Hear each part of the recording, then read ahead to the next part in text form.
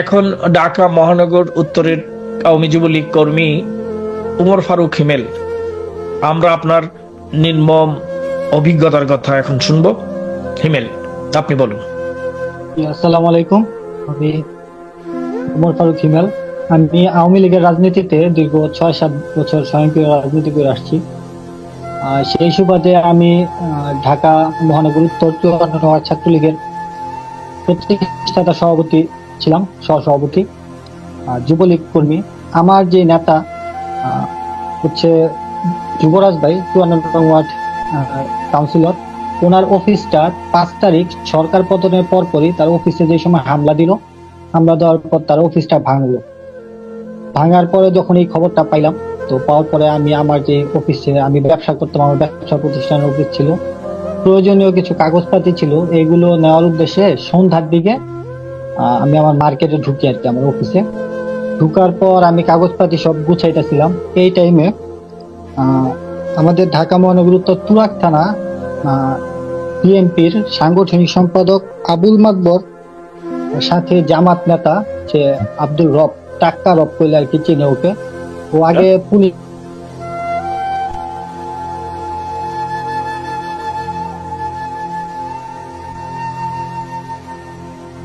জি ভাই হিমেল, আপনি মনে হয় জি অফিসে সিসি ক্যামেরা দিয়ে দেখা যায়। তো আমি দেখলাম যে আনুমানিক 20 থেকে 25টা মোটরসাইকেল দিয়া কিছু পোলাপানা আসলো। আসার পরে চিল্লাচিল্লি করতেছে, দোকান বন্ধ কর, শাটার বন্ধ কর, এগুলো বলে আমার ভাড়াটিয়াদের সবকিছু লুটপাট করে নিয়ে যেতেছে, ভাঙচুর করতেছে। পরে আমি এটা দেখে আমার অফিসের শাটারটা নামানো ছিল, আমি লক করে দিই। আমি খুব ঘাবড়ায় যাই দেখে। আমার সাথে এক ছোট ভাই ছিল, নাম রনি। তো ওরা পরে এই কথা বলতেছে, আমি ক্যামেরাও দেখতেছি আর ওদের ভয়েসটাও শুনতেছি, আর ওর কাছে অফিস ভাঙ। পরবর্তীতে অফিস যে ভাঙতেছে আর কি, অফিসের আর কোনো রাস্তা ছিল না বের হওয়ার। তো আমি ভিতরে ছিলাম, ছোট ভাই রনি একজন ছিল, ও ভিতরে ছিল। পরবর্তীতে তারা শাটারটা ভাঙে। শাটারটা ভাঙার পর বের করে, আমি ওরে সেভ করার জন্য আমার যে অফিসের টেবিলের নিচে দিছিলাম।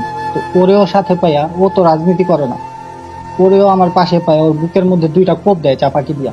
তাদের হাতে দেশি অনেক অস্ত্র, 2টা কোপ দেওয়া হয়। ওরে কোপ দেওয়ার পরে আমার অফিস থেকে বের কইরা 10 থেকে 12 জন বেদম মারধর করে। আমি ছবিগুলা একটু দেখাই, আমার মাথার যে অবস্থা হয়েছিল। আমার মাথায় 4টা কোপ মারে, 4টা কোপে প্রায় 22টা শিলের মতো লাগে আমার। আপনার সামনে রনিকে চাপাতি দিয়ে 2টা কূপ দেয়, তারপর ওকে কূপ দিয়ে ওকে ওইখানে রেখে, ওইকে সেখানে পড়া অবস্থায় তাকে এখানে রেখে আপনাকে নিয়ে বেরিয়ে যায়। হ্যাঁ, আমাকে নিয়ে বেরিয়ে যায়। পরবর্তীতে আমার এই যে রনির কি অবস্থা তখন? রনির এখন কি অবস্থা? তার কি অবস্থা? উনি কি চিকিৎসা নিতে পারছিলেন বা এখন মোটামুটি একটু সুস্থ। ও হচ্ছে, ওরা 5 তারিখে সন্ধ্যায় ঘটনাটা ঘটায়, তো ওরা পুরোপুরি প্রস্তুত হয়তো ছিল না। ওদের যে চাপাতি মাপাতি ছিল, এটাতে ধার কম ছিল আর কি, জং করা ছিল। এগুলো ওই যে কুরবানির সময় যে ব্যবহার করে চাপাতি, বড় ছুরি, এগুলা নিয়ে আসছিল। যে আমার এটা মাথার পিছন সাইড, আচ্ছা দেখা যাচ্ছে। হ্যাঁ, আচ্ছা আচ্ছা, দেখতেছি আমরা। দেখাই, ও এই যে এটা সামনের সাইড। টেকনিক্যাল ভাই, একটু হাইলাইট করেন, স্ক্রিনে নিয়ে আসুন, বড় করে দেখি, সবাই দেখুন। এই যে পরবর্তীতে আমি আমার ভাড়াটিয়া আর হচ্ছে ওদের মধ্যে, ওদের দায় আসলে কখনো দিতে পারবো না।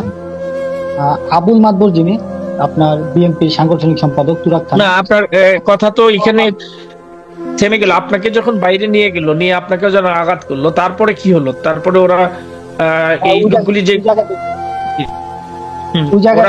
তারপর আবুল যারা আপনাকে ধরে নিয়ে গেল এবং রনিকে কোবালো, ওরা কারা? ওদের রাজনৈতিক পরিচয় কি?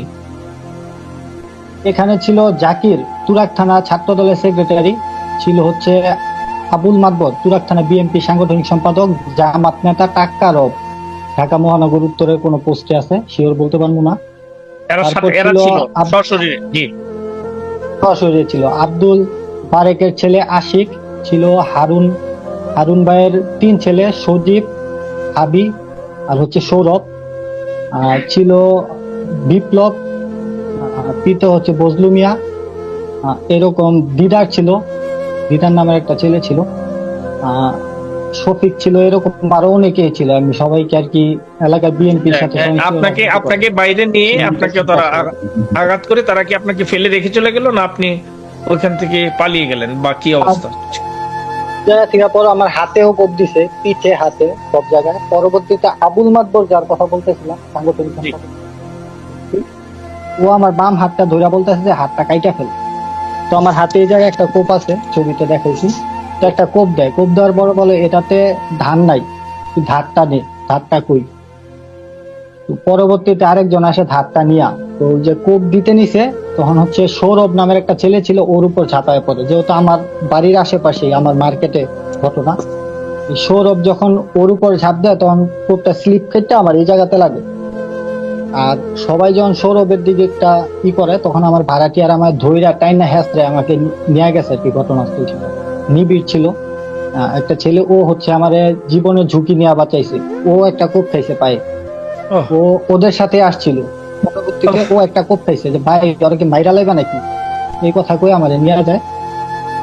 তো এদিক দিয়ে আমাকে নিয়ে যায়, এদিক দিয়া আমাদের মার্কেটটা অবস্থিত ছিল আপনার স্থানীয় মাপে হচ্ছে 67 কাঠা, 1 একর 14.17 শতাংশ। 1 একর 14.74 শতাংশ সম্ভবত স্থানীয় মাপে যা 67 কাঠা। তো ওই মার্কেটে আমাদের যে দুটা বাড়ি ছিল, বাবা এই জায়গায় হাঁস মুরগি পালতো, তারপর গাড়িটা রাখতো গ্যারেজ কইরা। পরবর্তীতে এই হাঁস মুরগি যে রাখতো, এই হাঁসগুলা পর্যন্ত লুট করে নিয়ে গেছে। বাড়িতে যা ছিল সব লুটপাট করে নিয়ে যায়, আমাদের গাড়িটা সহ আমার বাড়িটা পোড়ায় দেয়, একদম পুরা একদম ছারখার করে ফেলে। আচ্ছা, এখানে তো আসলে হিমেল ভাই, আমি এই যে যেমন আমার বাড়িতে যারা আগুন দিয়েছে, বাড়িতে আগুন যারা দিয়েছে, লুটপাট যারা করেছে, ওরা কি, ওদের কি পরিচয়? ওরা কি ওরাই যারা আপনার উপর আক্রমণ করেছিল, তারা না নতুন কোন গ্রুপ? আমি যখন পালাই গেলাম ওই জায়গা থেকে, এই তখনই আর কি একই টাইম ওরাই, ওরা যারা উপস্থিত ছিল তারাই। ওরাই? 5 তারিখের ঘটনা এটা। জি, ওরাই।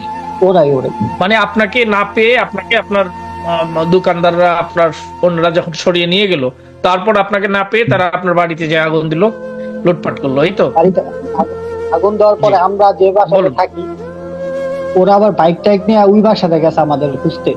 তো আমি রাস্তায় যাওয়া যখন নিয়ে যায়, তখন আমার এক ফ্রেন্ডের বাসায় ঢুকায় রক্তাক্ত। তখন বাবাকে, আমার ওয়াইফকে, আমার ছেলে আর হচ্ছে আমার মা, তাদের ডাইকা নিয়ে আসে। তো আমরা সবাই যখন এই বাসায় আমাকে নিয়ে, আমি যে হসপিটালে যাব ওই রকম সিচুয়েশন ছিল না। ওরা রাস্তাঘাট দিয়ে পাহারা দিতেছে, আমার বাসায় আসছে, বাসায় আইসা কইতাছে সব কই, আমার বাবারে খুঁজতেছে যে আলাল কই।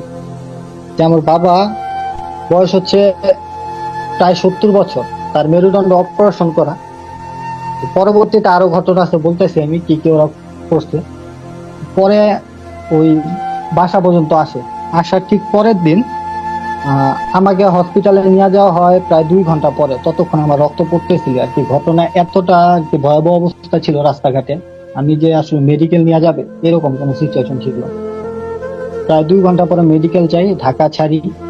ঢাকা ছাড়ার পরের দিন এই যে মনসুর হিল্লাল, আবুল মাতবর, একজন জামাত নেতা মনসুর হিল্লাল আর আবুল মাতবর, ওরা বুলডুজার দিয়া নিয়ে আইসা আমার যে মার্কেটে প্রায় 20টা দোকান ছিল, এই মার্কেটটা একদম ভাঙা ফেলে। আর আপনার হচ্ছে আমাদের বাড়িটা ছিল, বাড়িটাও ভাঙা ফেলে। ভাঙা ফেলার পর ওরা একটা সাইনবোর্ড বসায় যে ক্রয় সূত্রে এই জমির মালিক মনসুর হিল্লাল ও আবুল মাতবর গম। কিন্তু ওরা কিভাবে ক্রয় সূত্রে মালিক বা কোথা থেকে পাইলো, এই প্রশ্ন একটা থাইকা যায়। আমার দাদি বাড়ি ছিল এটা, আমরা সেই স্বাধীনের আগে থেকেই আমার দাদির কাছ থেকে আমার বাবার পাওয়া, আমরা ভোগ দখল করতেছিলাম। তো এই জমিটা নাকি ওরা আমাদের মায়েরা টেরে উচ্ছেদ কইরা এই জমিতে সাইনবোর্ড বসায় দেয়, ওরা নাকি ক্রয় সূত্রে মালিক। এখন ওরা এখন এই জায়গাটা কি এখনো তাদের দখলে? তার মানে ওই সাইনবোর্ড টানানো আছে তাদের দখলে এখনো? হ্যাঁ হ্যাঁ ওই অবস্থাতেই আছে, আচ্ছা, আচ্ছা। ভাঙচুর করে। শুধু শুধু ওই অবস্থাতে নাই, যে বাউন্ডারি ছিল আমাদের, বাউন্ডারি করা ওয়াল, এই ওয়ালের ইট গুলো ওরা ভাঙিয়া ফেলতেছে। আমি 3-4 দিন আগে আপনাদের জানানো হয়েছে যে ইট গুলা পর্যন্ত তারা খুইলা নিয়ে বিক্রি করে ফেলতেছে, পরিষ্কার করে ট্রাক ভর্তি করে নিয়ে যেতেছে। প্রায় 4 থেকে 5 গাড়ি ইটা হবে যে বাউন্ডারি করা ছিল। বাউন্ডারির ইট, মার্কেটের ইট, যে পুরাতন ইট হিসাবে ওরা নিয়ে যাইতেছে এগুলো। জি। আর টিন মিন যা ছিল, আমাদের পুরা গাড়ি, আমাদের পরিবারের কেউ দ্বিতীয়বার ওই জায়গায় যাইতে পারে না আমার হামলার পরে। আপনার আচ্ছা। হচ্ছে এরকম একটা অবস্থা আর কি। তারপর শুরু হলো ওদের মামলা দেওয়া। আমার যে বৃদ্ধ বাবা, তারে আপনার মামলা এই পর্যন্ত আমি কাগজ পেয়েছি 3টা, যে আমার বাবা আওয়ামী লীগ কর্মী, সে হচ্ছে ছাত্র হত্যা করছে, প্রত্যেকটা মামলা হত্যা মামলা। এই অবস্থায় আর কি দেশে থাকার পরিস্থিতি ছিল না, খুব ভয়াবহ মানে অবস্থা আর কি। আপনার বৃদ্ধ বাবাকে ছাত্র হত্যার একাধিক মামলা, মিথ্যা মামলা দিয়েছে আপনার বাবার নামে। আমাকে 8-10টা মামলা দিয়েছে। আচ্ছা, আপনার প্রত্যেকটা মানে মামলা এই মামলা দায়েরকারী ওই যাদের নাম বললেন, ওই ওই ওনারাই না অন্য কেউ? সিস্টেমে তো ওরাই, ওদের কাছ থেকে লিস্ট মামলা হওয়ার আগে বলতেছে এলাকার মানুষজন, তারপর যারা আমাদের শুভাকাঙ্ক্ষী ছিল তাদের কাছ থেকে আমরা শুনছি যে লিস্ট করা হইতেছে, তখন আমরা আচ্ছা হিমেল থানায় ভাই, হিমেল আরেকটা আপনার কাছে একটা প্রশ্ন। এই যে আপনাদের মার্কেট গুড়িয়ে দিল, বোলডোজার দিয়ে বাড়ি গুড়িয়ে দিল, লুটপাট করলো, আপনার উপর এরকম ধারালো অস্ত্র দিয়ে আপনাকে আঘাত করলো, অন্য মানুষজন আপনাকে যদি না রক্ষা করতো তাহলে হয়তো আপনি আজকে আপনার সাথে আমরা কথা বলতে পারতাম না। আপনার একটি বন্ধু রনি, যাকে কোপালো, এই যে এত কিছু ঘটে গেল, আপনারা কি কোনো আইনি সহায়তা পাওয়ার চেষ্টা করছিলেন? সেই অবস্থা ছিল, মানে জিডি করার জন্য পুলিশের শরণাপন্ন? আমরা আইনি সহযোগিতা পাওয়ার জন্য এমন কোনো মহল নাই যে যাই নাই। আমরা থানায় পুলিশ স্টেশনে গিয়েছিলেন? পুলিশ স্টেশনে গিয়েছিলেন? পুলিশ কি বলল? তুরাগ থানার পুলিশ অফিসাররা কি বললো? পুলিশ তো ওরা কি জিডি নিয়েছে? নেওয়ার পরে তাদের কোনো পদক্ষেপ নেই। মানে ওরা অভিযোগ গ্রহণ করছে না? ওরা একটা লিখিত অভিযোগ, লিখিত অভিযোগ, বুঝছি। হ্যাঁ, অভিযোগ গ্রহণ করছে, কিন্তু কোনো। তারপরে হচ্ছে আপনার সেনা যে ক্যাম্প আমাদের দিয়াবাড়িতে করা হয়েছে মেট্রো রেলের পাশে, জি জি, ওইখানে যাওয়া লিখিত অভিযোগ দেওয়া হয়েছে, তারপরে কোনো সাহায্য পাইনি। আমরা কোর্ট পর্যন্ত গেছি, আমরা কোর্টের উকিল ধারা পর্যন্ত গেছি, যা কোনো সহযোগিতা পাইনি। আচ্ছা, যাই হোক, আপনার এই যে নির্মম বর্বরতার চিত্র আপনার কাছ থেকে আমরা শুনলাম, আপনি নিজে আক্রান্ত হলেন, এত কিছু ঘটে গেল। যাই হোক, আপনার জন্য অনেক অনেক শুভকামনা রইল। ধৈর্য ধরুন, সাহস নিয়ে আমাদের এগিয়ে যেতে হবে। আপনি আমাদের সাথেই থাকুন। আমরা এখন আমাদের একবারে সময়ের শেষ প্রান্তে চলে এসেছি। আমরা এখন খুব সংক্ষেপে বলুন, 30 সেকেন্ড। জি বলুন। আমার মা আছে দেশে, আমরা তো দেশে থাকার মতো পরিস্থিতি ছিল না। পরবর্তীতে আমার মা অসুস্থ, খুব অসুস্থ অবস্থায় আছে। আমার মায়ের জন্য সবার কাছে দোয়া চাই। আর পরিবারের হচ্ছে মা অসুস্থ অবস্থায় আছে, আপনার আত্মীয় স্বজনের কাছে আমরা দেখতে যেতেও পারতেছি না। আমাদের খুব ভয়াবহ অবস্থা। আমার মায়ের উপর হামলা হইতে পারে আশঙ্কা আছে। আমরা যত তাড়াতাড়ি আর কি সাহায্য চাই, সাহায্য ছাড়া সম্ভব না। আমার বাবার খুব কষ্ট হইতেছে।